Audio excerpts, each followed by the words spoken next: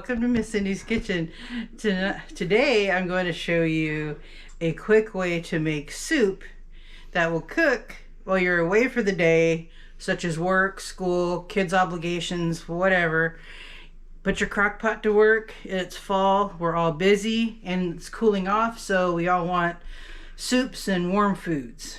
So make sure you like and subscribe and share to your friends and give us your feedback. And I'm going to show you how to make my version of split pea soup. Ooh. Just take a 2-pound bag of split peas. Any food that's grown in nature can have dust, dirt, rocks, foreign material in it. So anytime you use peas, beans, lentils, and the like, put them in a colander and sift through them. Just sift and turn. Look for any rocks, stones, anything that should not be in your food, because peas are grown outside and they're dried, I think, outside. There's going to be stuff in them. So I don't see anything in this, so now we're going to rinse them. Same thing you do with beans and legumes of any type. Swish them and rinse them. Make sure there's no dust or dirt on them. Because they are a natural product. They may have debris on them. What's the strangest thing you found when you've done this? Well, I have found rocks. I have found clods of dirt. It just depends. Oftentimes you'll find beans of other varieties. Ugh, let me get the spatula. These things stick to the colander. Alright.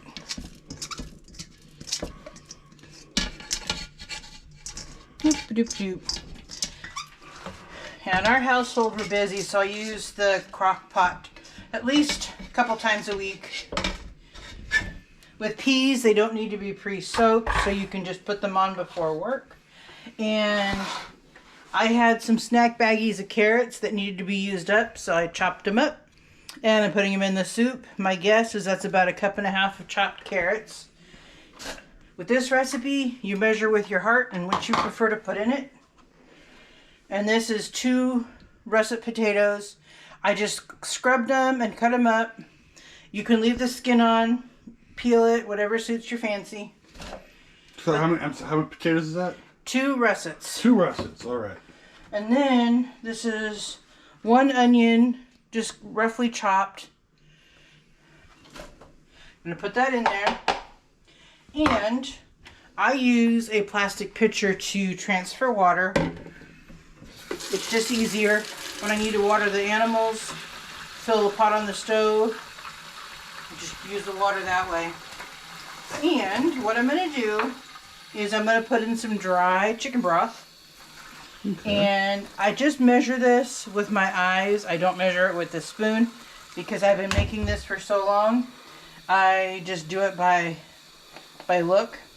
And then I'm going to use sage. Okay. And marjoram. Marjoram. Yes. And thyme is also good. Those are all good vegetables for soups. Just like the song, Thyme in a Bottle. Mm-hmm. It is available at your local discount store for seasoning. So I'm going to pour the water in here. This is a good way to fill up the crock pot. Okay. And I usually fill it till it's about 1 inch from the top.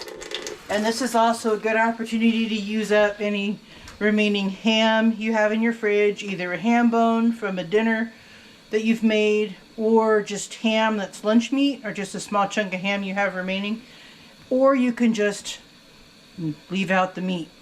Okay. It just whatever suits what you have on hand and suits your family. So hold on for a sec while I find the thyme. It's usually found on the clock. Yeah, thyme. Okay. This is the benefit of having an organized spice cabinet. Oh, wow. I have everything, all the black tops look the same, so I write on them with what they are. So I can find pretty much all the seasonings that I need. Oh, and then we have... So, I'm filling it up till about just a little bit before the top. And this, I'm guessing it's probably about 2 tablespoons of the dry chicken broth. Okay. I'll just guess it. Sprinkle it in there. So this is one of these recipes where you've made so many times, it's like... Yeah. Kind of like I did this because I used to make, you know, pinto beans and soup beans in the crock pot. And I thought, well, why not do it with peas, because it would make a nice pea soup after a busy day. And because peas do not need to be soaked ahead of time, I just put them in the day of, and it came out really good. So I decided that that's the way to make it. When you know you're going to have a busy evening, I would say probably about a half a teaspoon each of these herbs. You don't want to over season it, because the bulk of the flavor will come from the chicken broth. A little bit of thyme. This is very pungent. So I'm just going to put a tiny bit more sage in. Sage is a really good seasoning. So let me put the caps back on the bottles. So, alright. So what we're going to do now is we're going to stir this up a little bit. Just to mix in all the seasonings and the broth and the vegetables. And you can leave out the vegetables if you don't like it, but here in California, there's a pea soup restaurant that we went to growing up that caters to travelers that puts vegetables in their pea soup, and I think that that tastes really good, and it kind of rounds out the flavor. So we're going to go ahead and plug the crock pot in. That's the most important thing. Yes. The digital one is great because you can't not see that it's not on. So, the cord is kind of... I'm going to turn this so the cord is pulling away from the pot. Because you know how it, the curve of the cord, it tends to go toward the pot? Oh my goodness. These are child safety things, and so they sometimes take a minute to get on here. So that's the larger side. You can edit that out. Okay. It's amazing how they try to make the child safety things that are like more like... Kids can get into it, but an adult has a hard time getting into it. Alright. So, this is what the soup looks like before it's cooked. And I'm going to select low and 8 hours. So slow cooked for 8 hours. Soup. And then I'm just going to put a tiny bit of butter in here because it does need some fat. Because when I made it last week, I found out that it tastes better with a little bit of fat in there. So just a tablespoon of butter. So for those who don't know, why do we keep our butter in the cupboard? We have a dog that won't quit when it comes to stealing food. So putting butter on the back of the counter wasn't good enough. She still gets into it. So we always have a little bit of butter available, soft for our toast and such, and we have to hide it. We have to hide it more and more every time. So we've resorted to putting it in the cabinet. All right. Anyway, make sure you like and subscribe and share to your friends and give us your feedback. And make sure you come back and see the finished product. And then we're also we have some garlic bread in the freezer. We're going to set down to thaw while we're away. And then when we get home, we'll bake the bread and serve the soup. See you soon. Alright, and we're back, and 8 hours have elapsed since we put the pea soup on to cook in the crock pot.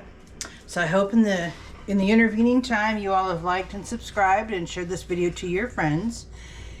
And we will dish up the soup and show you how yummy it looks.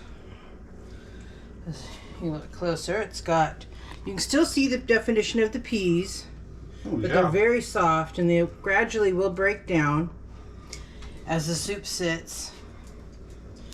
Because oftentimes, I'll set the timer for 8 hours, and then our crock pot reverts to warm after that. And so by the time I get home, the soup is kind of broken down a little bit, and it's almost completely, lump-free except for the vegetables. The peas have all broken down. So now you have got a yummy pea soup, and you can top it with whatever toppings you like. Onion is always good. I keep diced onion in the fridge for toppings on soups and stuff, or some cheese shreds. And croutons are always good in soup. Crackers. Crackers. I happen to have a loaf of store-made garlic bread, so I went ahead and put that in the oven and baked it earlier. So now, after a busy day where we've been out and about doing different things, we now have a hot home-cooked pot of soup and a simple side dish of garlic bread to go with it. So, we're going to let this cool for a few minutes, and then Logan will give a taste test.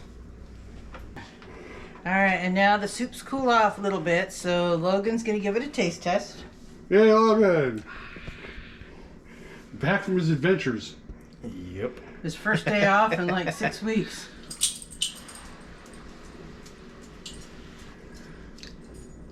Okay, yeah, it's still very hot.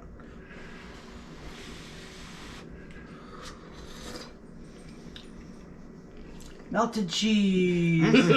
Got quite the pull on the cheese there. For the sake of not burning my mouth. Just don't. dip the bread in. Yeah. So I'm not going to take a big old spoonful of the pea soup, but it is delicious as always. You can never go wrong with split pea soup. So let's try with some of this garlic bread.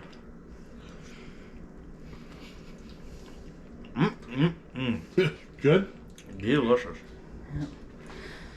So when you've got a full slate of activities for your family, for your kids, sports, tournaments, or even a regular day at work, you can set this up in less than 10 minutes before you head out and come home, and with just a few finishing touches, have an easy homemade dinner waiting for you.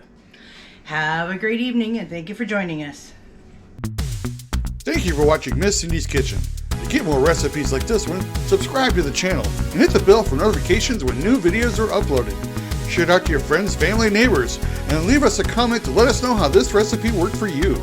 And don't forget to hit that like button. Again, thank you for watching Miss Cindy's Kitchen.